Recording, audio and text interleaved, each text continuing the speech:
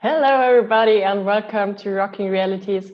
Today's guest is John Fred Young, the drummer of the band Blackstone Cherry. Blackstone Cherry have recently released a new album called The Human Condition. Go check it out. I'll leave the links for all of that in the description below. If you like the show, as always, don't forget to subscribe and head on over to Facebook and Instagram and leave us a like there and let us know what you think. But for now, enjoy the show. Talked, open the beer. Well, I know we're kind of doing the same thing. So, you guys are in Italy, right? Germany. Yeah. Okay. Cool. I love. The last time we played Germany was, oh my gosh, probably I guess it was the Alice Cooper tour back in October. Yeah, maybe we saw that too. Yeah. Did you guys come to that? Yeah, we saw 3 shows. Oh, that's awesome. That's actually great because I wanted to ask you about that tour. Yeah, it was great. It was amazing. I mean, to be able to play with Alice was one of those like lifetime achievement moments, and he really, man, he is, I think he's 70, maybe 2, maybe older.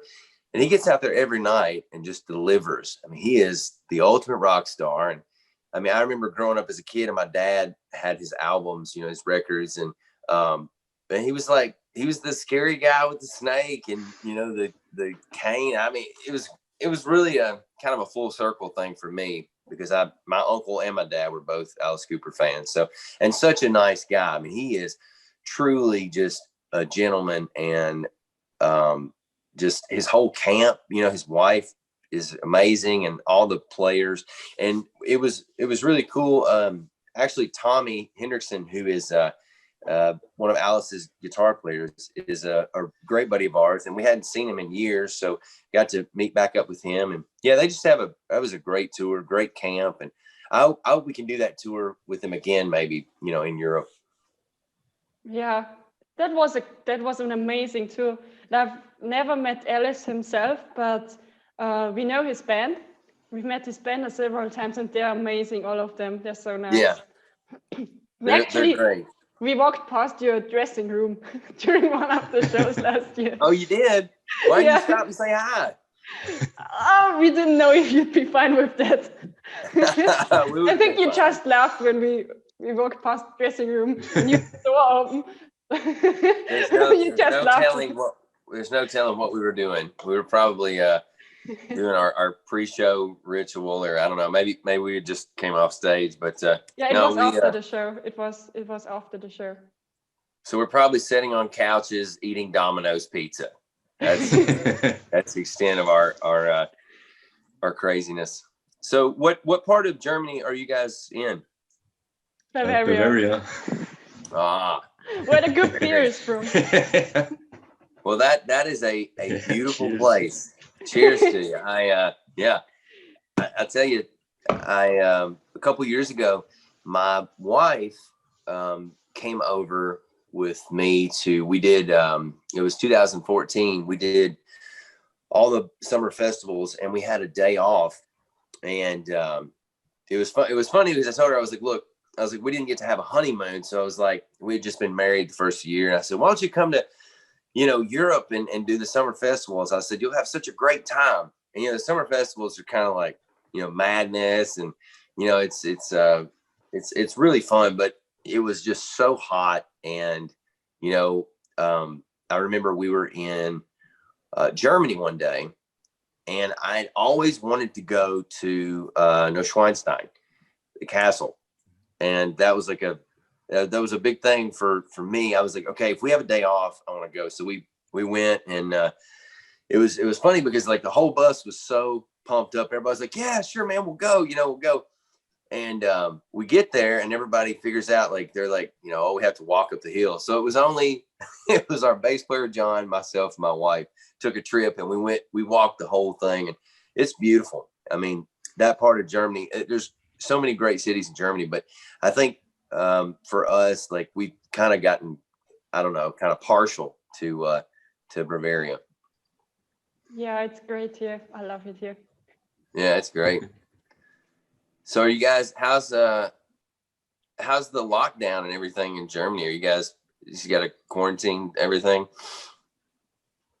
My sister is in Munich. She studied there, and I see. So no, it's just like in the States, like we have it's just different state by state, because you got some places, like that are wide open and you don't have to wear a mask, and then like obviously, going into restaurants and stuff, like, we always try to wear them, and it's a weird time, but yeah, I know we were actually supposed to be in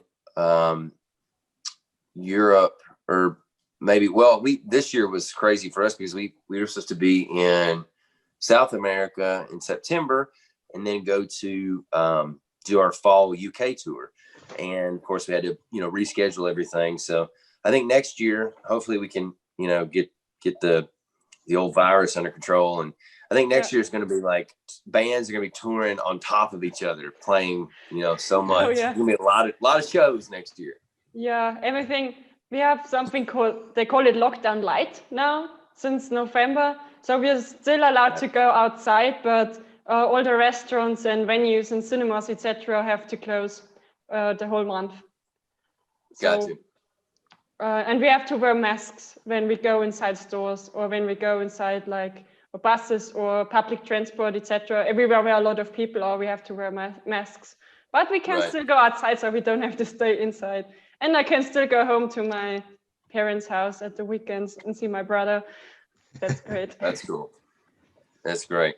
We I feel you. I mean, I'm not wearing a mask going outside. Like I'm in the country, so I mean, I'm not around anybody. But yeah, I mean, obviously in stores and public places, got to wear one. But no, I think it's hopefully it'll just get better and we can get back to normal life soon. That's what I'm just hoping for. Hopefully. So we released a new album last month. Yeah. Did you guys get to hear it? Yeah, of course. Vince, do you have the box set here? Vince has the box set with the coasters and the pics. Oh, the cool. CD box set, yeah. That's awesome. What do you guys think about it? Yeah, great album. Yeah, it's really amazing. Thanks. Great songs. Actually, we have a lot of questions about the album. Do you want to start, Vince? Should I start? No, you go right ahead. Yeah. I'm here. Ask me away. Yeah, start, Lily. Okay. The new album is called The Human Condition. Who came up with the title? Chris did.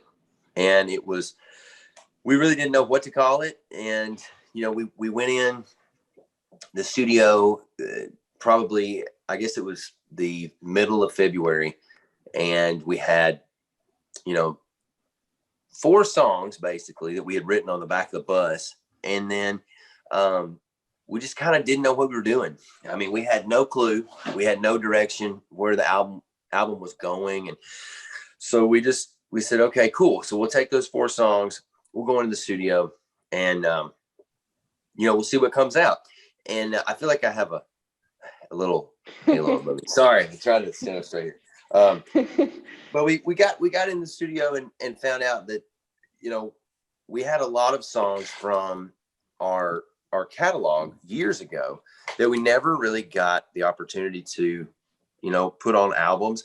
And it just kind of came down to a thing where either the previous record label kind of liked one song we had better than this one, or for whatever reason, we had probably 12 to 15 songs in a little treasure chest that we kept, kind of it's like we called it our gym box. It's like, so we got to the studio and we started going through these songs. We were like, let's see if any of these older songs hold up to the 4 new ones that we've written.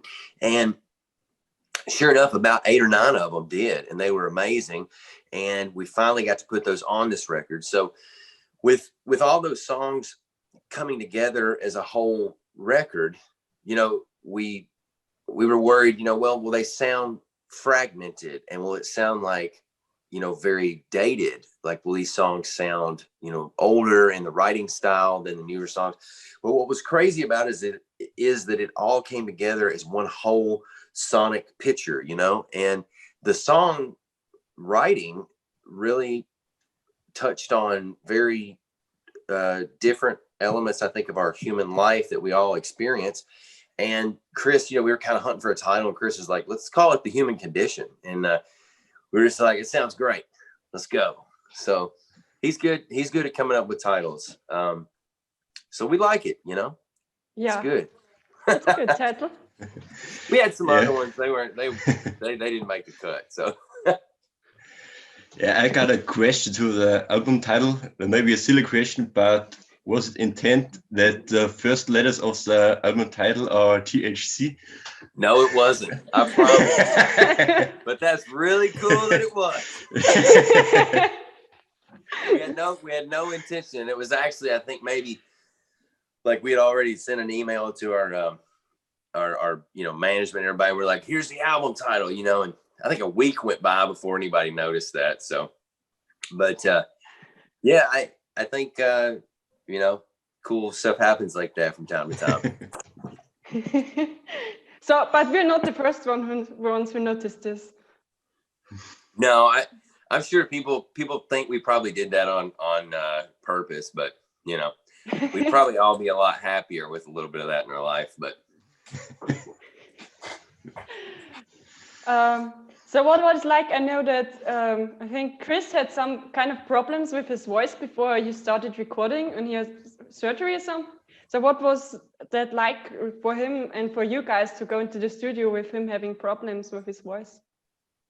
Well, Chris is he's a monster singer, and he sings from, deep in his chest and his soul. And he did have at the very last of the touring cycle for Family Tree, which ended in November of last year. Chris was having some trouble with his voice, and he said, when we get done with the tour, he said, I'm going to go in and have, my doctor look and see what's going on. And so he went in, and this was prior to us going in the studio. So it was before. And the doctor just told him, you've strained it and you've got like a callus on your vocal cord. So he had to have surgery about 2 weeks before we did the record. And so we were all kind of, like, oh man, that's kind of, nerve wracking. But, he went in, and the doc did a great job, and they, did the surgery. And it was like maybe a week that he was on vocal rest, and he couldn't really, he couldn't talk, couldn't sing. And so after he got off his vocal rest, I think it was I don't know, we had some drums done, and he wanted to try and sing, and he went up to the mic, and he stepped up there, and it was kind of that like moment where everybody's sitting in the control room, and Chris is out there, and we're all like, it's gonna be awesome, man. We're all without saying it, all of us are just kind of like, all right, see what happens, and I'll be damned, he stepped up there and he started singing one of the songs, and it sounded like he was 22 or 23 again. And he gained, I think, an octave, and he also can now do a falsetto head voice.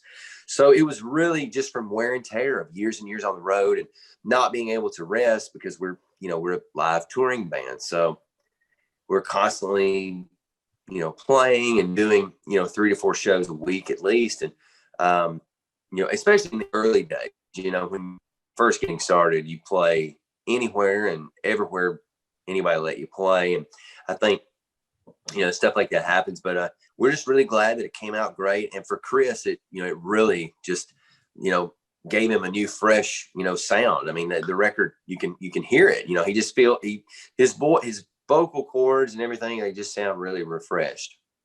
Yeah, but it's good that he's fine now. It's good to hear. Oh yeah.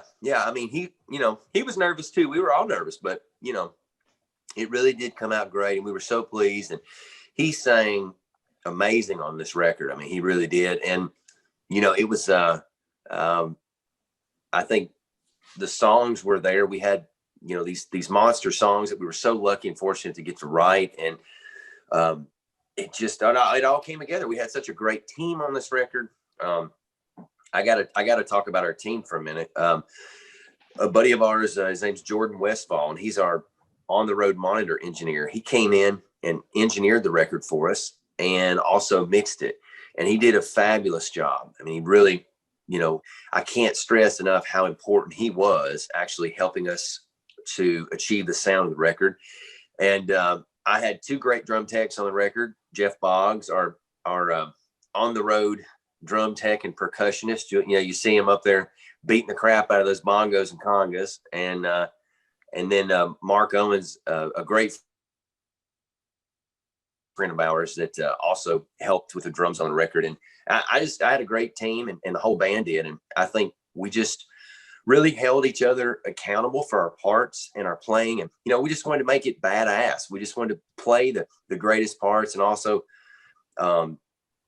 have a record that, stood up. And I'm so proud of every record we've ever done, because they're a little carving of that time in our career, where we were, where our headspace was. And, I think it just keeps getting better. So we've found that team now, and we can't break away from that. That's it. So we're very, very happy the way it came out. And I think a lot of people are really enjoying it. I mean, I know we're not really, we're not a band here in America that gets played on the radio a lot. So the record actually, it entered the Billboard, like the active rock charts here in America, and it broke top 40. So I don't know what it's done this week, but I know it debuted #1 in England or in the UK, and I don't know where it's at in Germany. So I don't know if they're playing it a lot on the radio, but I know we've got a ton of our fans from Germany that, message us and say, hey man, we got the record and it's great. So for us, we've always written songs that were songs we could imagine ourselves playing live, because I guess we've become that band that had to grow our brand from, seeing is believing. You have to come to you can hear our music and maybe you like it, but then if you see us live, I think that's where we really capture, a lot of our fans, and then people really want to see us live. So we always try to pick songs that are going to, be great if they do make it on radio. But obviously, like, we always try to think like, how's this going to feel playing this song live? Does it feel genuine, and is it energetic, or is it heartfelt? Can it move a stadium, and can it move, a bar, a little tiny pub, Yeah. Well, you're definitely a great live band. That's actually how I became a fan. So you were right about that, because when I really became a fan was when I first saw you play live. But you had me with the first song. Well, that's awesome. I appreciate that. Where was Alice Cooper the first show you saw? It was in Vienna. Was the first show. That was a great show. Yeah. But I knew you I think I knew like 5 songs before I first saw you live. So I guess you couldn't really call me a fan with just knowing 5 songs. But then we saw you live, and everyone who was with us at the concert, Vince was with us, and 2 other friends. And after the show, we were just like, damn, they were good. That's awesome. Thank you guys. We all bought shirts. And then the next show was 2 days later that we went to, and we had, yes, Blackstone Cherries opening up again. Well, I thank you very much. I really appreciate hearing that. We, I'll tell you, it's wild because, I mean, we started touring in Europe and in the UK, that was kind of our first kind of venture out of the States. And we did that back in 2007. And, we went with another American band named Hinder, buddies of ours, and they took us out and said, look, you want to open up? We're going to do our first, tour out of the States. And we were just like, of course we want to go. So we go over, and the promoters had no idea we were even supposed to be on the shows, So we go over, and we're playing like little, like 100-seat, maybe 80-seat, pubs, or little small, even smaller than, I don't know, just really tiny. And I noticed, like the first place we played was in Stockholm. And I just remember being, I guess I was 22 first time we were over there. And I stepped off the plane, and I was just like, oh, wow. It was culture shock, never been outside the United States, been to Canada, but it was crazy. And we went through, I remember those first shows, we did Hamburg, Berlin, and maybe Cologne. And it was crazy. I mean, they were like, the fans were insane.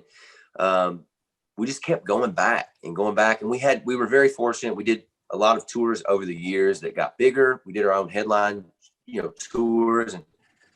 And it'll be what, 14 years since is that right? 14 years since next year or this year. Yeah, it's 2007. Yeah. Since we've been touring. That's, in Europe and the UK. So, but, I felt like before the Alice Cooper tour, I felt like we were maybe had played for, everybody, and we kind of, yeah, we got our fan base, but then we did the Alice Cooper tour, and it was not that it was a different, like, demographic of fans, like, but in a way, we had so many people hit us up on Facebook and Instagram after that show. Like, I hate to base everything on social media, but you know how it is. It's kind of like a real-time kind of tracker of your, I guess, growth and progress now,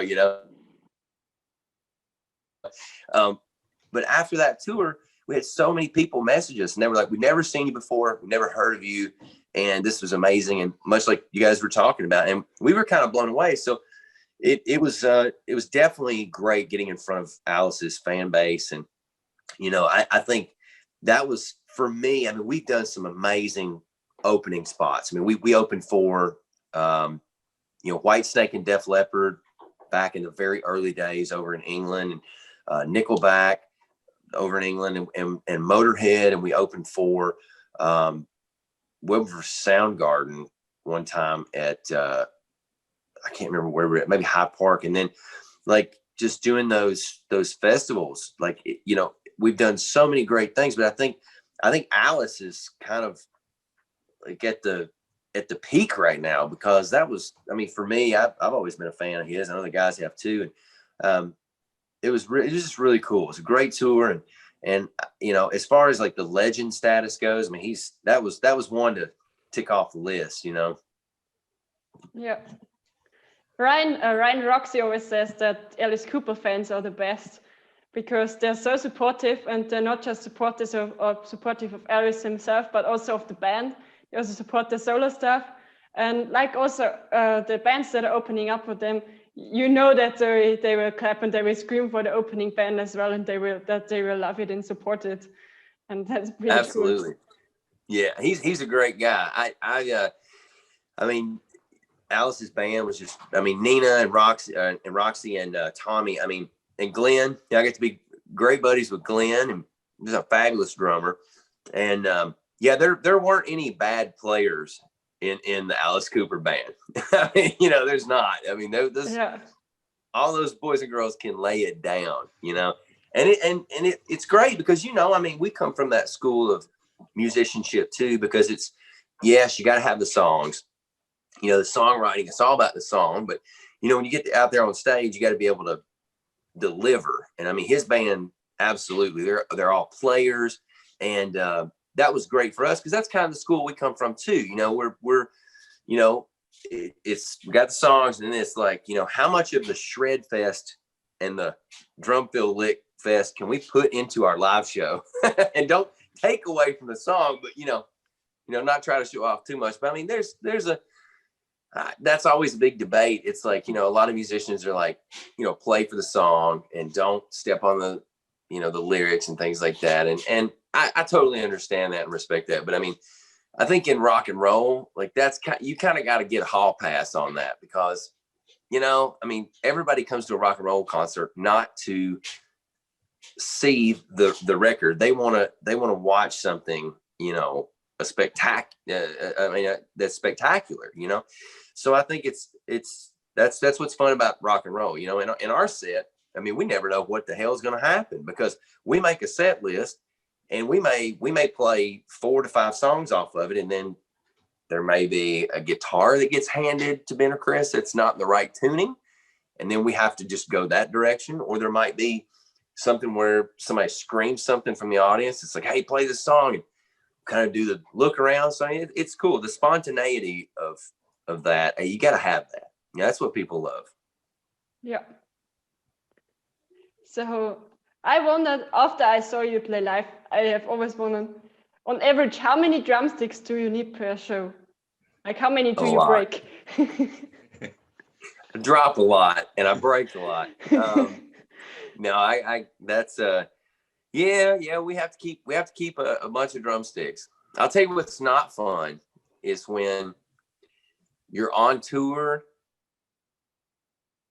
and you have enough drumsticks for the tour, but then they get left somewhere and then you have to like have more shipped over because you're not going to have enough. And then those get held up at customs and then you don't get those and you have to go to like the music store in town and start buying them up. Yeah, drumsticks are a funny thing. I mean, and I know I sound horrible, but I quit throwing them out. Like, I mean, if in the front row, like I'll kind of like pitch them to people, but I quit throwing them out because I had, it's just dangerous, man. People fight over them and they like grab them out of midair and like, I'm just like, oh my God, they're just wood, don't kill each other. But it's the same way with, guitar picks. I mean, everybody loves collecting guitar picks and stuff, but yeah, it's preparing for a tour is you got to have all those things. I mean, it's like people, you might not think it's like guitar strings and picks and drumsticks, and you gotta have drum heads, and we call them the dispensables, the things that like wear out. You not necessarily have to have 50 guitars for a tour. I mean, unless you're like the Edge from U2 and you have like 70 guitars on tour and you have like what, 3 guitar decks or something. Yeah. How often do you change your drum heads? Well, they always say the longer you can leave them on there, the better. But I have to change them after every show. So, but they start looking like soup bowls. But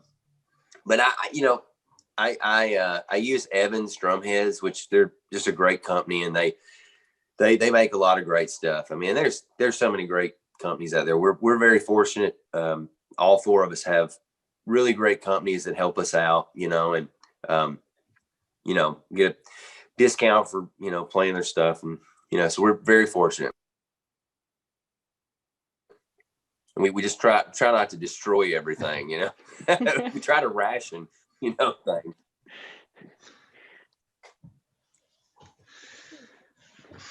Vince, do you want to? Hey, what's up, Vince? Is it Vince or Vince? How do you say your name? Am I saying it right? Is it Vince? Vince, yeah. Okay. All right, cool, man. I didn't want to call you. Yeah, you played a few live shows in the past weeks. So how was it to get back on stage again? I'll tell you what, it was amazing. And we had our first show. Hang on 1 second. I gotta, my little girl's crying. Hang on 1 second. Sorry. I'll be right back. Yeah. Problem.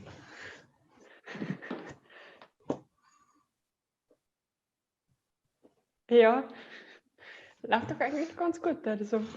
Sure.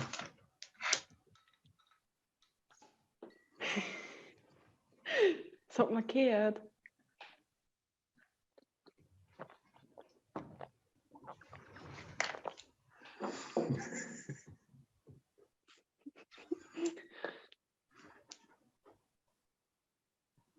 Oh, Vince Klickcode. Ich habe gerade eine Benachrichtigung gekriegt, ein Geschenk von Zoom, dass die 40-minütige Zeitbeschränkung aufgehebt wird. Hey, sorry guys, I'm back. It's okay. No Fine. problem. You can't cry. You can't be crying. Are you gonna sit here with Daddy? Okay. All right. Don't be crying.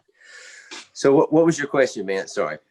You played a few live shows the past weeks. How was it to get back on stage again and play live? Yes, thank you. Man, it was incredible. We did one show in our hometown. Chris and I live in Edmonton, Kentucky, and Ben and John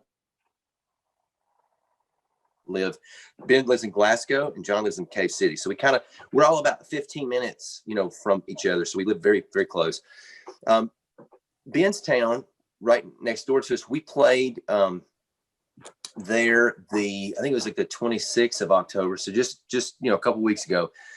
And it was amazing.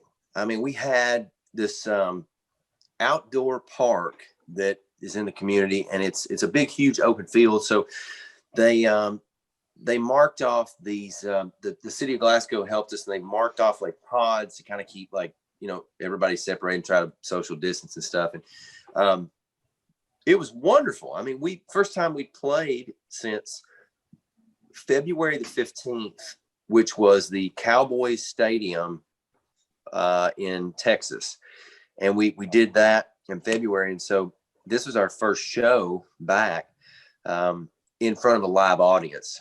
And of course we did our Live from the Sky show. We filmed that.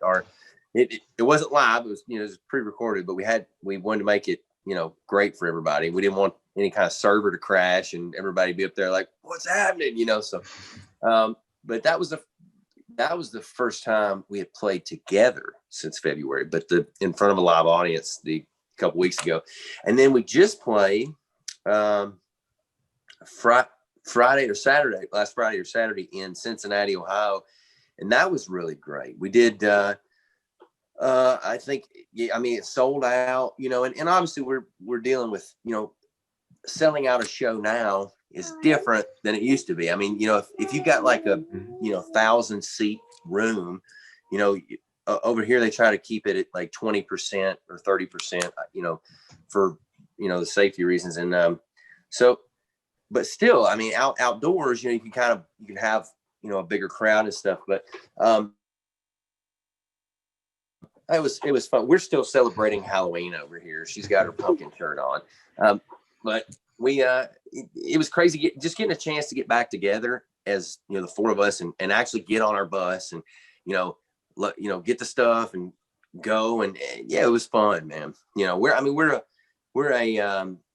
don't touch that. We are very much a family, band. So, I mean, like we're not just, you say hi. We're, we're not just dudes that play in a band, you say hi, you wave. She just turned 3 the other day. So we're happy. Where'd you go? So we're happy to get on the road and do that. But, it's just it's a weird time, it's like you can't just go tour until, this thing, ceases, so, but hey, we're gonna try to do it as safely as we can and get out there and play this new record for sure. Cause I know, we feel like we owe it to everybody, and, we're glad that people want to come hear it.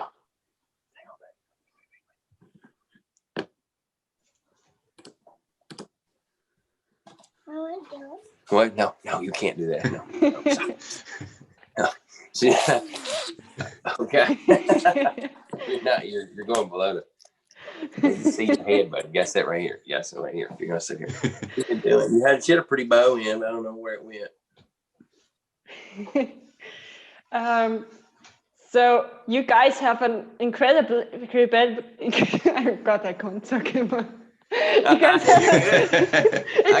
Listen. I got 3 kids. I don't know how to talk anymore. Don't feel bad, okay?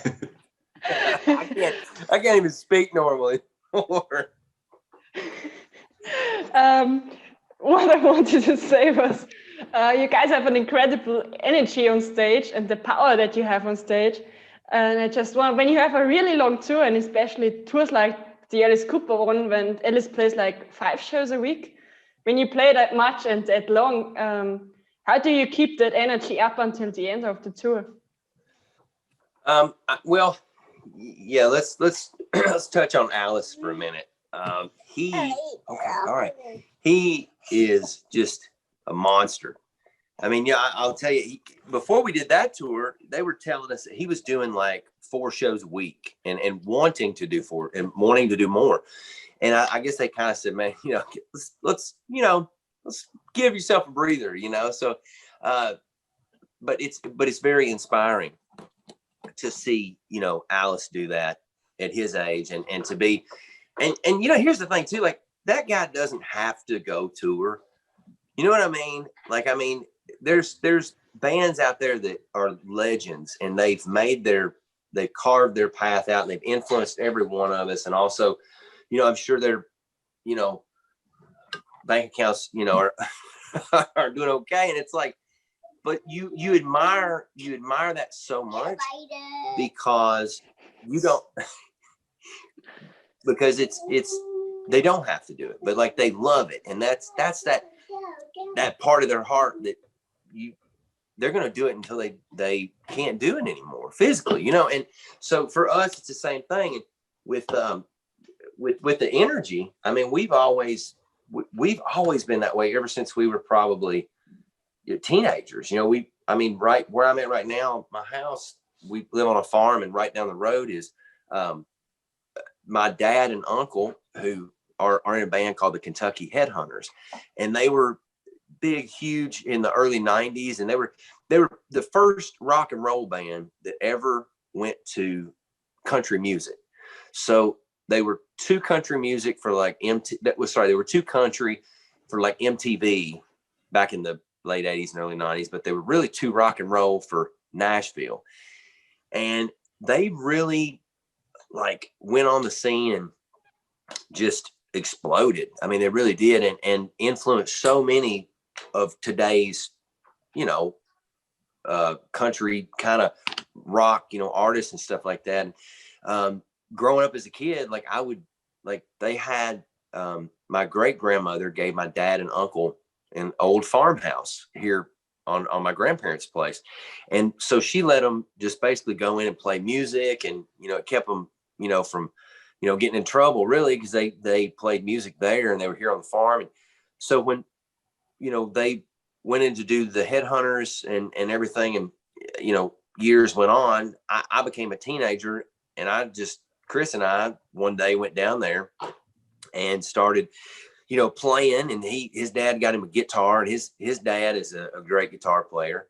And, you know, it was kind of meant to be, you know. And I think that all the energy that comes from our band is, it comes from that little bitty house down here, because we didn't really have a PA, you know, like a speaker system. So it was like one, like kind of like a, I don't know, like a JBL, like 10-inch or 15-inch speaker, and it was just hung up in the wall. So like Chris, I think the reason Chris is so loud is because he had to sing with that little small crappy PA system. I mean, it was just one speaker and a little amp. And I think that's why he's such a loud singer and a powerful singer. And, you know, I don't know, we really honed ourselves in that room in the practice house. And so it's, you know, and then we went on tour, and I think getting out on like some of the big stages when we first got out on them, we didn't know what to do, because we'd never been on, you know, any stage that big. So like some of the first American festivals and things like that, we were just kind of like, oh, what do we do? You know? But then after a while, it kind of, I don't know, the energy just morphed, and I guess it became a trademark of what we do, you know? I don't guess there's a real science to it, but it is definitely something that we're known for, and that's awesome, you know? Yeah. I know that was a really long, crazy answer. Sorry. That's fine. Sorry. I like hearing those stories, so it's absolutely fine. Well, I'm full of them. What's your favorite story of the band? Let's see one I can tell. We were,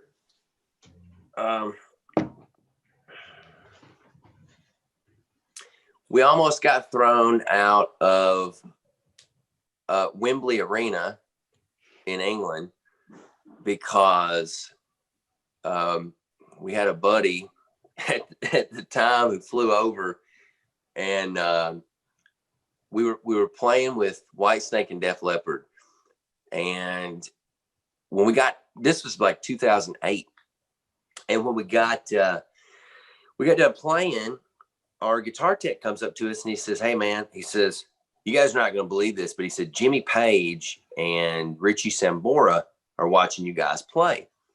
And we were like, come on, man. Like, yeah, we didn't believe him.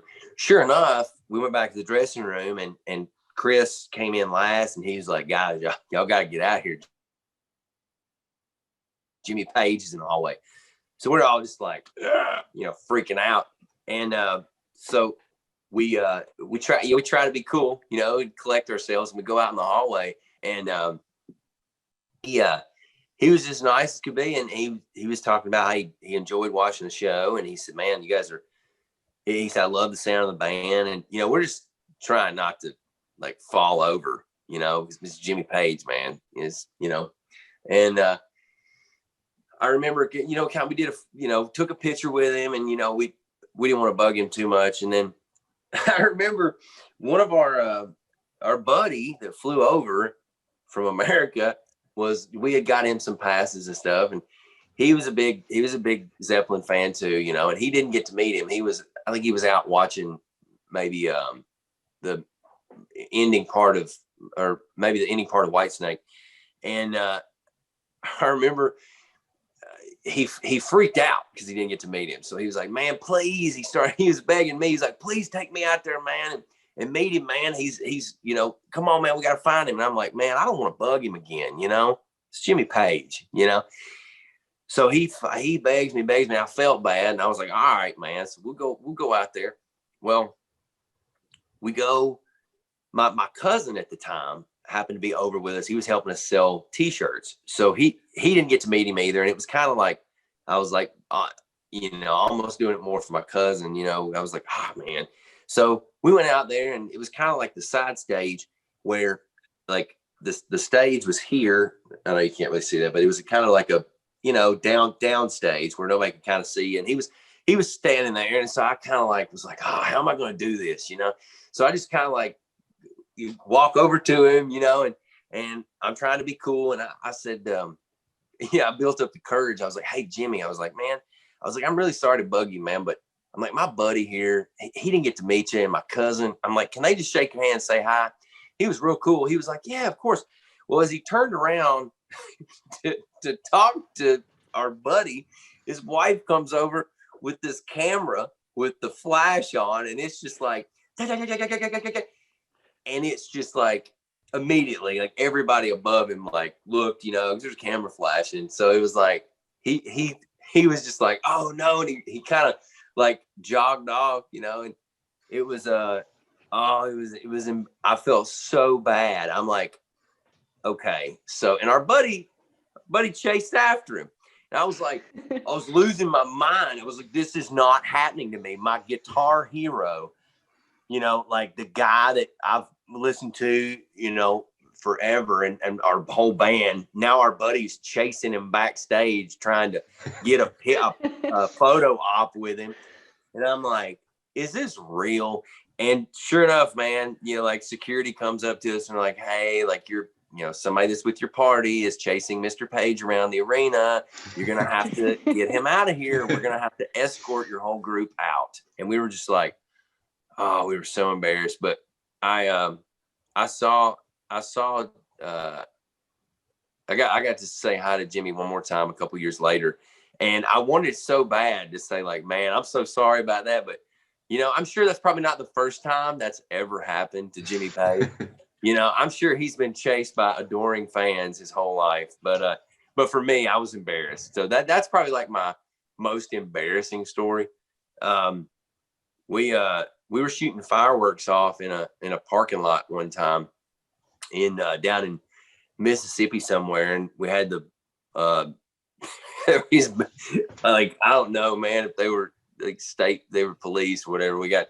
We got in trouble there, and we really, though, we're pretty mild. I mean, but when they got there, they asked us what we were doing. We said, we're a band, you know, and it was close to 4th of July here, and we were just shooting them off, and they were like, well, you guys are going to have to prove that you're a band, you know, and we were like, oh, okay. And so they made us open our trailer, and Chris and Ben had to get their guitars out, their acoustic guitars, and like play them a song, you know. So, but I mean, we're pretty laid back dudes. I mean, we don't get into too much trouble. Those are really cool stories. Thanks for telling them. Well, you're welcome. So next year is actually your 20th anniversary, right? Yes, it is. Do you have any plans for that? I mean, if you told me we could just go tour, that would be cool. That would be the birthday present. I think the band would just go, all right, yeah. No, it is really amazing to sit here and go, wow, you know, we've been the same 4 guys for going on 20 years, never had any other members, you know, it's all original guys. And yeah, we just love each other. I mean, we're brothers, and man, we're very proud to be able to celebrate next year. And, you know, maybe we can have a birthday cake in every city we play in. Yeah. We'll just, you know, no, I don't know. I mean, you never know. I mean, we might release something, you know, crazy next year. Like, I don't know. Maybe we'll do maybe we'll record like a happy birthday, our version of a happy birthday to ourselves. We'll sing it to ourselves and put it out. No, it's going to be, I got a good feeling about next year. I think everything's going to be great. And I think, you know, we'll all get back to touring, and, you know, definitely celebrating 20 years with the guys is going to be amazing. I'm turning 20 next year as well. Maybe we should throw a party together. There you go. There you go. Well, happy early birthday to you. Oh, it's still more than half a year, so, but thanks.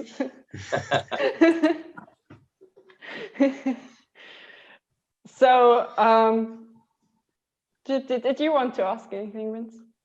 Or should, okay. Come on, Vince, hit me with something, man. Yeah. What time was it? It's probably like what, 7 at night for you guys? It's almost 8:45. Oh, yeah, that's right. You guys are. Yeah, I'm on Central, so it's like 1:30 in the afternoon here. Yeah.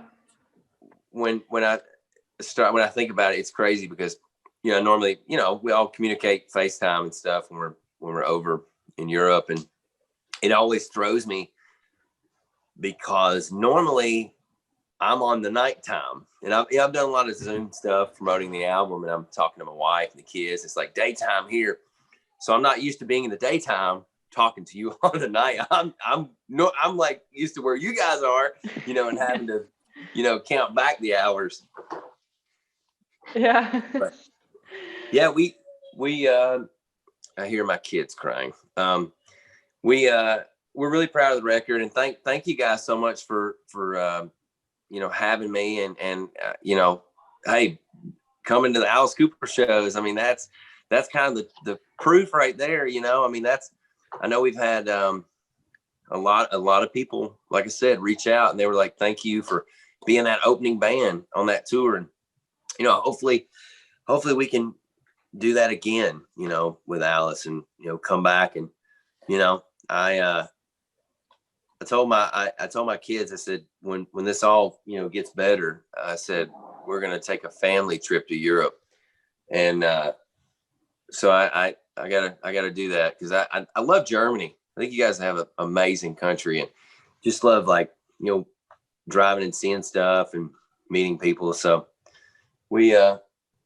I'm trying to teach my oldest. I have a 5-year-old. She's 6, about like where countries are in Europe, and today was her first day of kindergarten. So Dad, we had to get up early today.